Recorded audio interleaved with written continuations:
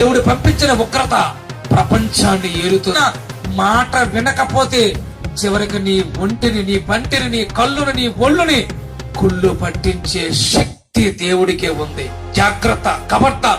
ఏ దేశమైనా దేవుడికి భయపడుతుందండి?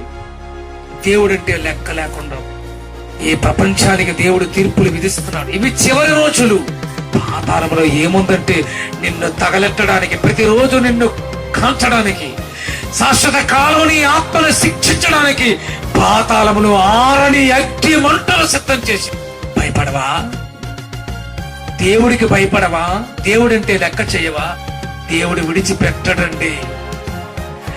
పాపాత్మలను ప్రేమిస్తున్నాడు, అదే సమయంలో పాపాన్ని ద్వేషిస్తున్నాడు. పాపాలతో మృతి చెందితే నీ ఆత్మకు తీరని శిక్ష, ఆరని అగ్ని. ఆరని అగ్నిలో తీరని బాధ. మనసు పొందాలి. నీ పాపాలకి క్షమాపణ పొందే ఒకే ఒక్క మార్గం ప్రభువైన యేసు.